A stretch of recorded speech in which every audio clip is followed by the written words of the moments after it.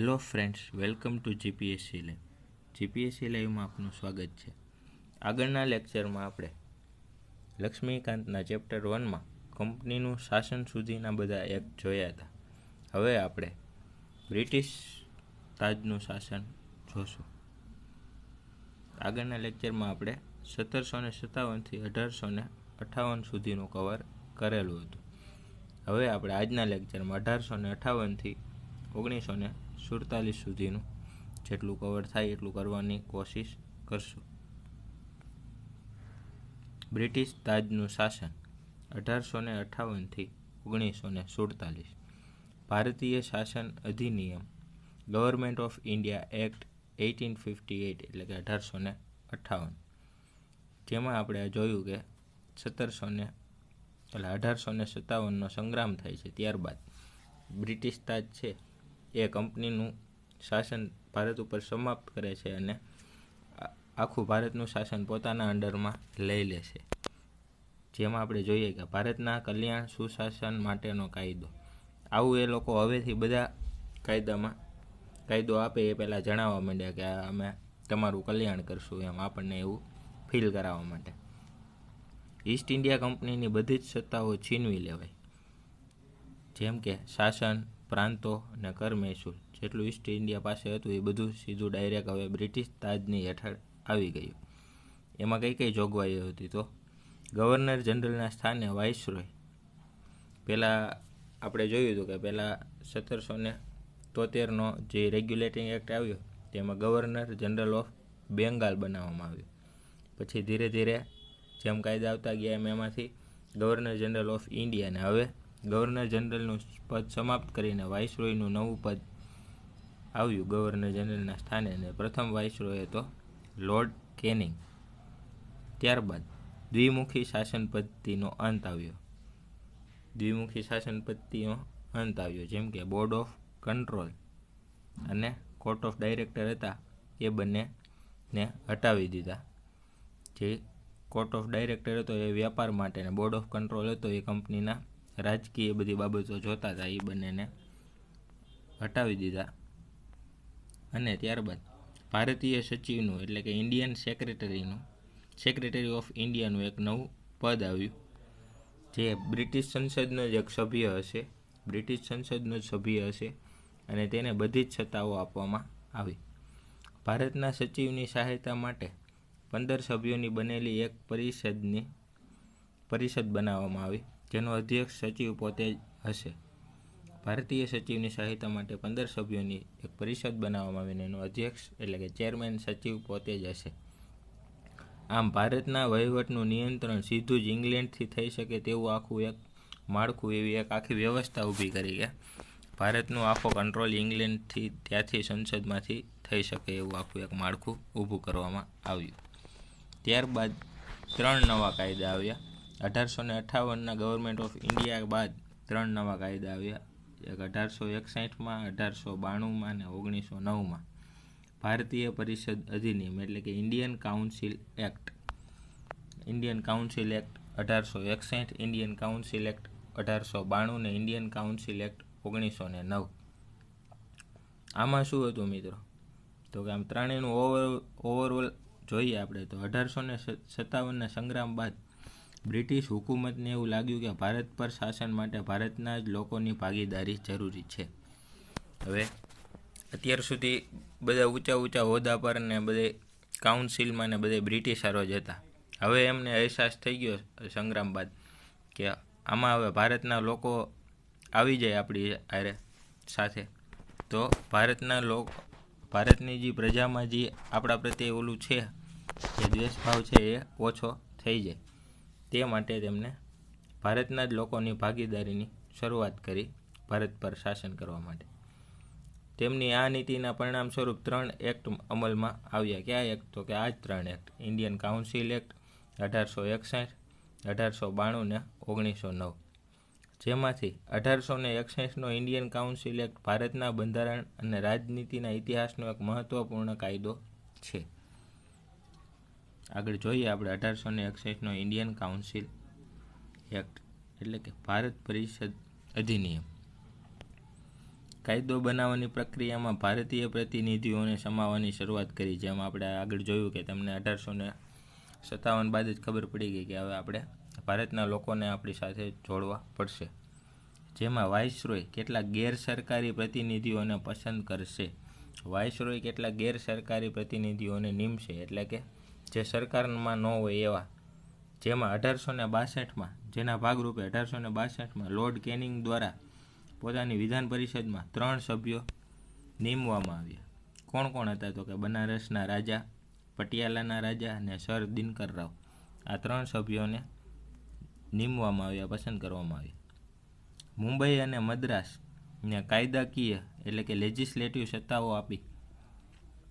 મુંબઈ અને મદ્રાસ પાસેથી અગાઉ જે કાયદો બનાવવાની બધી સત્તા લઈ લીધી હતી, હવે એને સત્તાઓ પાછી આપી. એટલે અહીંથી એટલે પહેલાં આપણે એ લોકો જેમ સત્તા પ્રાંતો પાસેથી સત્તા લેવા માંડ્યા હતા ત્યારે કેન્દ્રીકરણ થતું હતું, પણ હવે સત્તાના વિકેન્દ્રીકરણની શરૂઆત થઈ. સત્તાના વિકેન્દ્રીકરણની શરૂઆત થઈ. આ કેન્દ્રીકરણથી ઉલટી પ્રક્રિયા છે. વિકેન્દ્રીકરણ રહ્યું એ કેન્દ્રીકરણથી ઉલટી પ્રક્રિયા છે. કેન્દ્રીકરણ ક્યાં સુધી ચાલ્યું? તો કે રેગ્યુલેટિંગ એક્ટ 1773થી ચાર્ટર એક્ટ 1833 સુધી ચાલી હતી.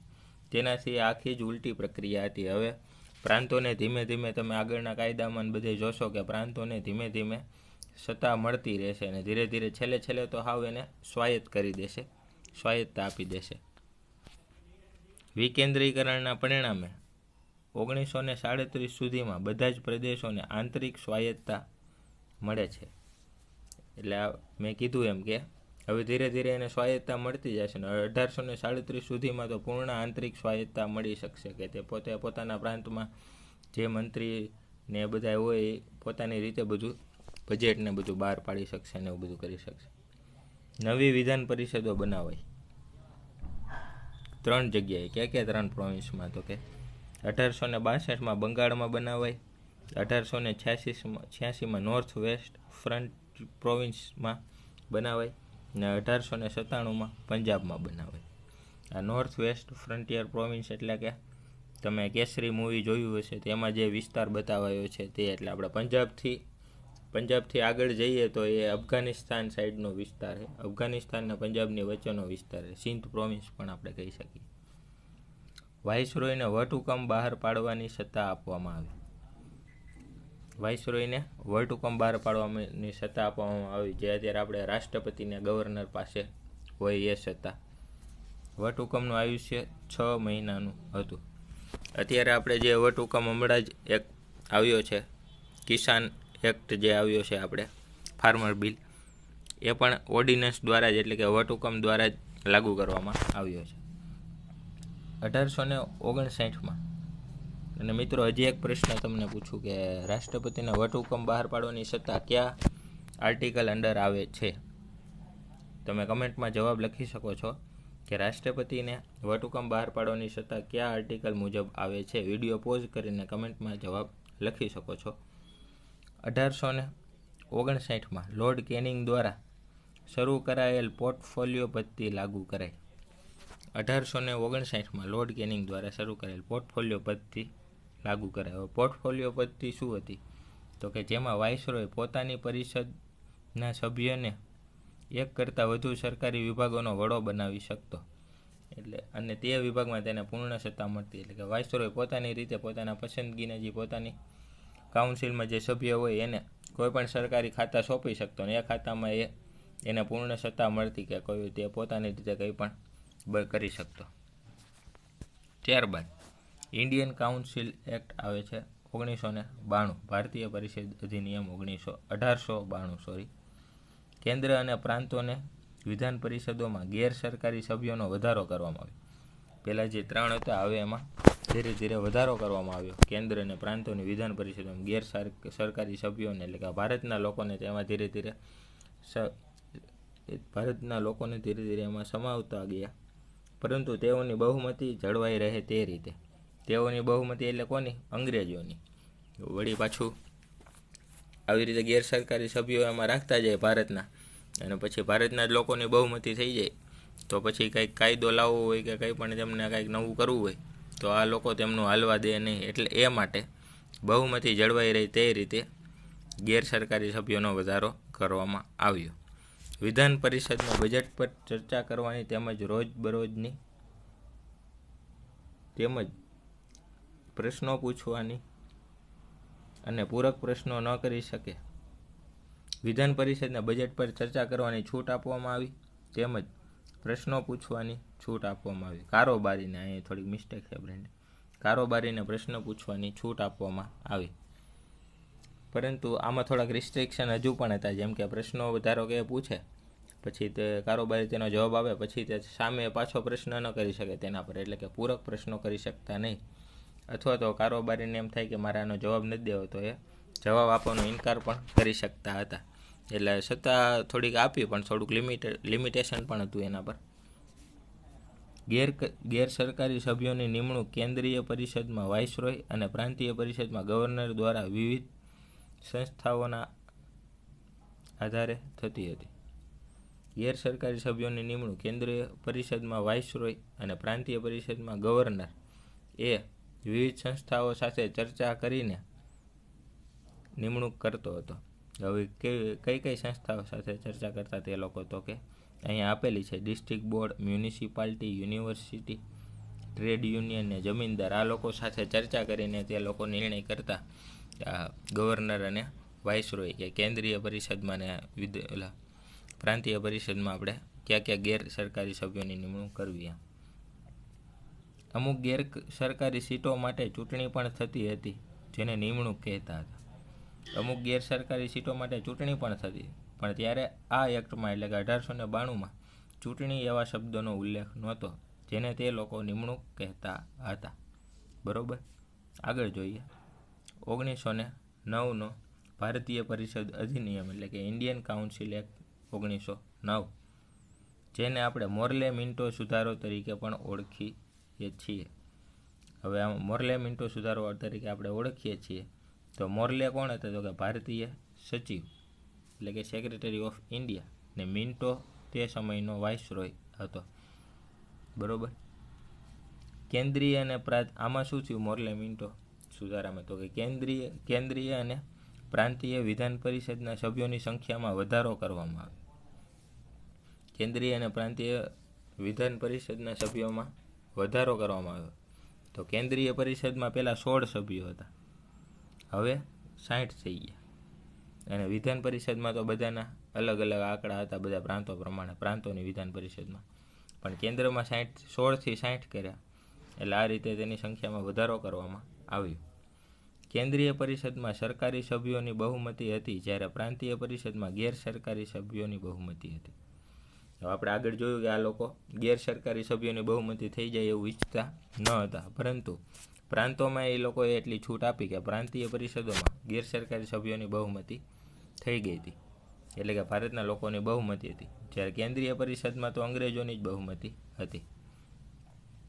બંને સ્તરોની પરિષદોની સત્તામાં વધારો કરવામાં આવ્યો. આગળ આપણે જોયું કે પૂરક પ્રશ્નો ન કરી શકતા અને બજેટ પર ચર્ચા કરી શકતા, પણ થોડું બધું લિમિટેશન હતું બધું, કે પ્રશ્નો પૂછવાની ના, પણ ઓલા પ્રશ્નોનો જવાબ આપવાનો ઇનકાર કરી શકતા તે લોકો.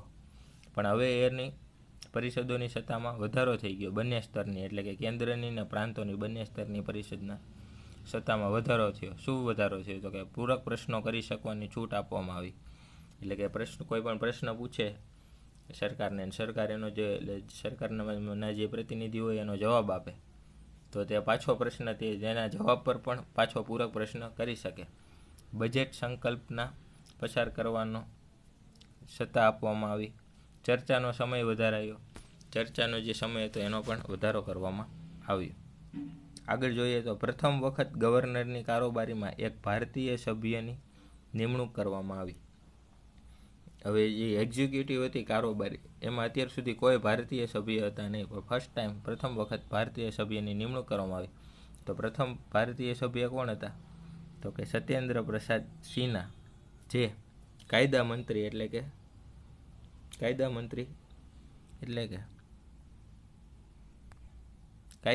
તરીકે તેમની નિમણૂક કરવામાં આવી હતી. મુસ્લિમો માટે અલગ મતદાર મંડળની રચના થઈ. મુસ્લિમો માટે અલગ મતદાર મંડળ. હવે મિત્રો, અલગ મતદાર મંડળ એટલે શું કે મુસ્લિમ પ્રભાવિત કોઈ એરિયા હોય જેમાં મુસ્લિમો વધારે હોય, એવો એરિયા હોય ત્યાં મુસ્લિમ લોકો પોતાનો જ પ્રતિનિધિ ઊભો રાખી શકતા, અને તેને માત્ર ખાલી મત તે પ્રતિનિધિને પોતાનો મુસ્લિમ પ્રતિનિધિ ઊભો રાખે અને તે પ્રતિનિધિને માત્ર મુસલમાન જ મત આપી શકે. આવું ત્યારે આ કાયદામાં 1909માં આવ્યું, જેના થકી સાંપ્રદાયિકતા કાયદેસર થઈ. એટલે એક રીતે એને સાંપ્રદાયિકતાને કાયદેસર કરી નાખવામાં આવી. એમ કાયદામાં લખી નાખ્યું કે મુસ્લિમોનો એક અલગ પ્રતિનિધિ હશે ને એને ખાલી મુસ્લિમો જ મત આપી શકશે. એટલે આને સેપરેટ ઇલેક્ટોરેટ પણ કહેવાય. સાંપ્રદાયિકતાના પિતાને વાઇસરોય મિન્ટોને સાંપ્રદાયિકતાના પિતા કહેવામાં આવે છે. વાઇસરોય મિન્ટોને સાંપ્રદાયિકતાના પિતા કહેવામાં આવે છે.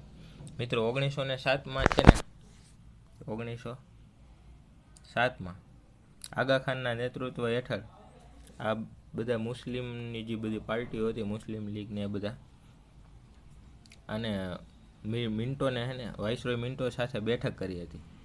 અને ત્યારબાદ જે આ એક્ટ આવ્યો તે બેઠકના ભાગરૂપે તે લોકોને મુસ્લિમ પ્રતિનિધિત્વ માટે અલગ મતદાર મંડળની છૂટ આપવામાં આવી.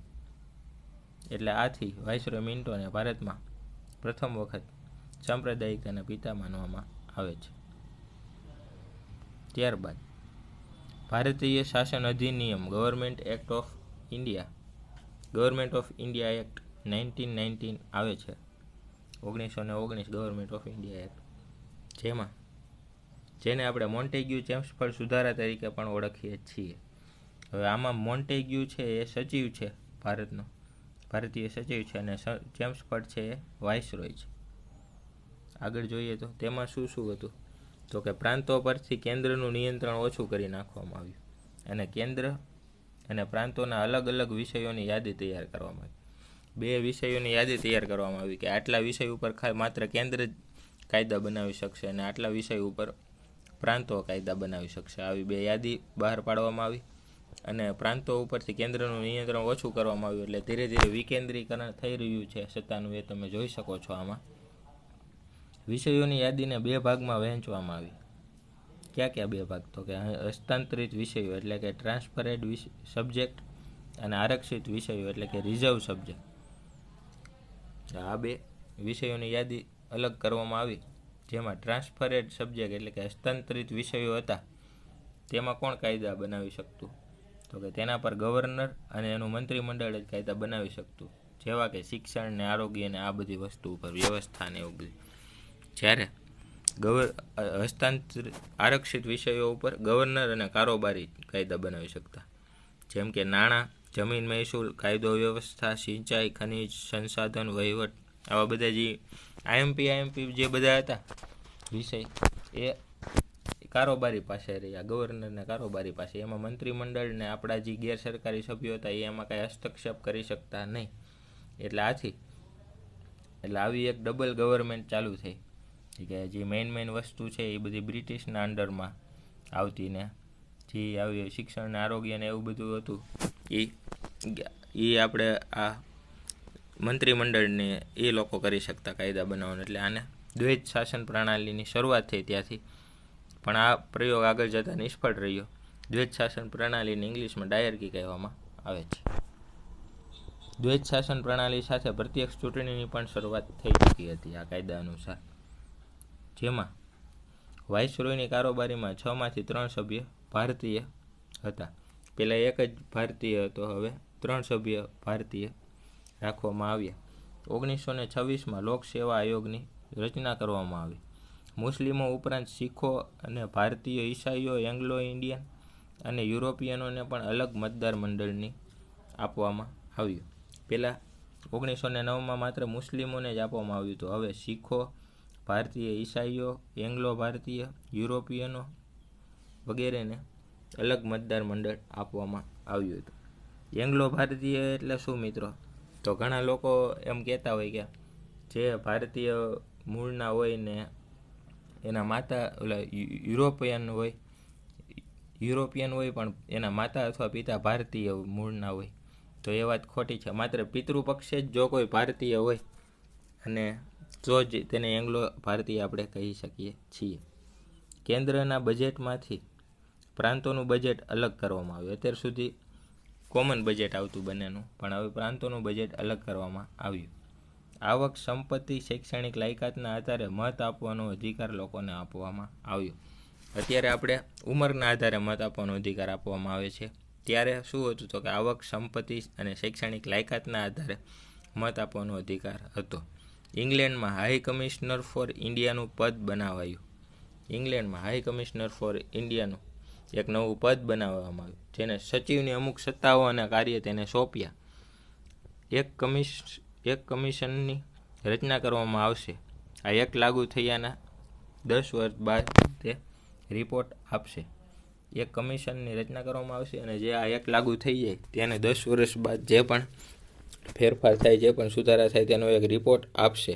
આ કમિશન એટલે કંઈ નહીં, સાયમન કમિશન. એટલે ત્યારબાદ આવે છે સાયમન કમિશન 8 નવેમ્બર 1927માં, જે નિર્ધારિત સમયના 2 વર્ષ પહેલાં જ બનાવવામાં આવ્યું. સાયમન કમિશનમાં શું હતું તો એમાં 7 સભ્યો હતા અને એનો અધ્યક્ષ હતો સર જ્હોન સાયમન, એટલે આને સાયમન કમિશન કહેવામાં આવે છે. નવા કાયદા અનુસાર ભારતની વર્તમાન સ્થિતિ, નવો કાયદો એટલે તો કે આ ગવર્મેન્ટ ઓફ ઇન્ડિયા એક્ટ 1919. આ નવા કાયદા અનુસાર ભારતની વર્તમાન પરિસ્થિતિની તપાસ અને તેના પર રિપોર્ટ આપવો, આ એનું કાર્ય હતું સાયમન કમિશન. 1930માં એણે રિપોર્ટ આપ્યો. સાયમન કમિશનનો વિરોધ આપણે ભારતના લોકોએ કર્યો હતો. શું કામ તો કે એમાં જે 7 સભ્યો હતા એમાં એ બધા સાથે બ્રિટિશ હતા, એમાં ભારતનું કોઈ નહોતું. એટલે ભારતના લોકોને એવું લાગ્યું કે ભારતની પરિસ્થિતિ સમજવા માટે ભારતના લોકોને વધારે ભારતની પરિસ્થિતિ અંગે જ્ઞાન હોય, માટે તેનો વિરોધ કરવામાં આવ્યો હતો.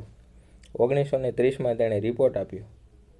તેમાં પણ એણે જણાવ્યું, જો મિત્રો, સંપૂર્ણ જવાબદાર સરકાર તરફનું પગલું. આવું એ લોકો દર વખતે બતાવતા કે અમે તમારા માટે કામ કરીએ છીએ ને એવું બધું. વિષય યાદીનું વિભાજન સંતોષકારક નથી. જે 2 વિષય યાદી બહાર પાડી હતી એનું વિભાજન છે એ સંતોષકારક નથી, કેમ કે સારા જે બધા હતા, ઇમ્પોર્ટેન્ટ બધું હતું, એ બધા વિષયો તો બ્રિટિશ પાસે જ હતા. દ્વૈત શાસન પ્રણાલીનો અંત કરવામાં આવ્યો. ડાયર્કીનો અંત કરવામાં આવ્યો. આપણે આગલા કાયદામાં જોયું કે આ પ્રયોગ નિષ્ફળ રહ્યો, એટલે એનો અંત કરવામાં આવ્યો. અલગ મતદાર મંડળ ચાલુ રાખવામાં આવ્યું. જે સેપરેટ ઇલેક્ટોરેટ હતું બધા માટે એ ચાલુ રાખવામાં આવ્યું. આગળના બંધારણીય સુધારા માટે 3 ગોળમેજી પરિષદોનું આયોજન કરવું, એવું સાયમન કમિશને કીધું કે હવે આગળ પણ જે કંઈ પણ ફેરફાર કરવો હશે બંધારણમાં, એટલે કે કાયદામાં, તેના માટે 3 ગોળમેજી પરિષદનું આયોજન થશે, જે તેમાં બધા પક્ષોને બધા ભાગ લેશે અને જે તેના નિષ્કર્ષ રૂપે એક નવા કાયદા આવશે. એટલે કે સાયમન કમિશનની ભલામણના આધારે જ ગવર્મેન્ટ ઓફ ઇન્ડિયા એક્ટ 1935 આવ્યો. હવે આગળ જોઈએ તો કોમ્યુનલ એવોર્ડ, સાંપ્રદાયિક જાહેરાત 1932. સાંપ્રદાયિક જાહેરાત, કોમ્યુનલ એવોર્ડ. હવે મિત્રો, સાયમન કમિશને 3 ગોળમેજી પરિષદ રચવાનું કીધું હતું. તેમાં જે પહેલી ગોળમેજી પરિષદ હતી તેમાં કોંગ્રેસે ભાગ લીધો ન હતો, પરંતુ બાકીની જે બધી પાર્ટીઓએ ભાગ લીધો હતો તેમાં B.R. આંબેડકર પણ હતા. અને તે પ્રથમ ગોળમેજી પરિષદના નિષ્કર્ષ રૂપે રામસે મેકડોનાલ્ડે, એટલે કે બ્રિટિશ PM રામસે મેકડોનાલ્ડે અલ્પસંખ્યકોના પ્રતિનિધિત્વ માટે જાહેરાત કરી. તેમાં શું હતું તો કે મુસ્લિમ, શીખ, ઈસાઈ, યુરોપિયન અને એંગ્લો ઇન્ડિયન ઉપરાંત દલિતો માટે પણ અલગ મતદાર મંડળની જાહેરાત કરી. કોણે તો કે રામસે મેકડોનાલ્ડે. જેના વિરોધમાં ગાંધીજીએ પૂનાની યરવાડા જેલમાં, ત્યારે તે જેલમાં હતા, પૂનાની યરવાડા જેલમાં ઉપવાસ કર્યા, આમરણાંત ઉપવાસ કર્યા.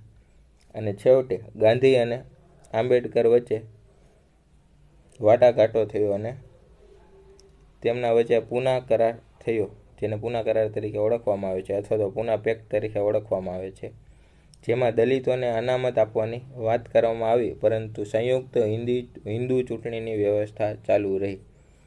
આવું પૂના કરારમાં થયું હતું. આગળ જોઈએ તો ભારતીય શાસન અધિનિયમ, એટલે કે ગવર્મેન્ટ ઓફ ઇન્ડિયા એક્ટ 1935. આ એક ખૂબ જ મોટો ડોક્યુમેન્ટ હતો અને એને આપણે મિની બંધારણ પણ કહી શકીએ છીએ. મિની બંધારણ તો નહીં, એક રીતે બંધારણ જ છે. અને આપણું જે બંધારણ છે ભારતનું, એમાંથી ત્રીજા ભાગનું જે બંધારણ છે એ આ કાયદામાંથી લેવામાં આવ્યું છે. 321 કલમો હતી એમાં, ને 10 અનુસૂચિઓ હતી.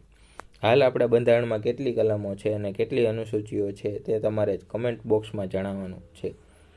જવાબદાર સરકાર તરફ અંતિમ પગલું હતું, એ તો બધા કાયદામાં એ લોકો લખતા. કેન્દ્ર અને પ્રાંતોની સત્તાને 3 વિષય યાદીમાં વહેંચવામાં આવી. અત્યારે પણ આપણે 3 વિષય યાદી છે. એ જ રીતે ત્યારે કેન્દ્ર અને પ્રાંતોની સત્તા માટે 3 વિષય યાદી હતી. કેન્દ્ર યાદી જેમાં 59 વિષય હતા, પછી પ્રાંત યાદી જેમાં 54 વિષય હતા, સંયુક્ત યાદી એટલે કે જેના પર બંને કાયદા બનાવી શકે એવી યાદી જેમાં 36 વિષય હતા. પ્રાંતોમાં દ્વૈત શાસન પ્રણાલી ખતમ કરી તેને સ્વાયત્તતા આપવામાં આવી. પ્રાંતોને સ્વાયત્તતા આપવામાં આવી એટલે કે જે અમુક વિષય ઉપર જે બ્રિટિશરોનો કબજો હતો મેઇન વિષય ઉપર, એને ખતમ કરી નાખ્યું દ્વૈત શાસન પ્રણાલીને, અને પ્રાંતોને સ્વાયત્તતા ઓટોનોમી આપી દેવામાં આવી. જ્યારે કેન્દ્રમાં દ્વૈત શાસન પ્રણાલી ચાલુ રાખવામાં આવી, કેન્દ્રમાં ચાલુ રહી દાયરકી. 11માંથી 6 રાજ્યોમાં દ્વિગૃહી શાસન પ્રણાલી શરૂ કરવામાં આવી. 11માંથી 6 રાજ્યોમાં દ્વિગૃહી શાસન પ્રણાલી ચાલુ કરવામાં આવી. એટલે કે 2 ગૃહ હશે. આપણે કેમ લોકસભા ને રાજ્યસભા એવી રીતે રાજ્યોમાં પણ હોય ને, વિધાન પરિષદ ને વિધાનસભા એ રીતે આ 6માં વિધાન પરિષદ ને વિધાનસભા ચાલુ કરવામાં આવી. બંગાળ, મુંબઈ, મદ્રાસ, બિહાર, સંયુક્ત પ્રાંત ને આસામ. ત્યારબાદ અનુસૂચિત જાતિ, મહિલાઓ અને મજૂરો માટે અલગ મતદાર મંડળની વ્યવસ્થા કરવામાં આવી. મત આપવાનો અધિકાર 10% કરતાં વધારે જનસંખ્યાને આપવામાં આવ્યો.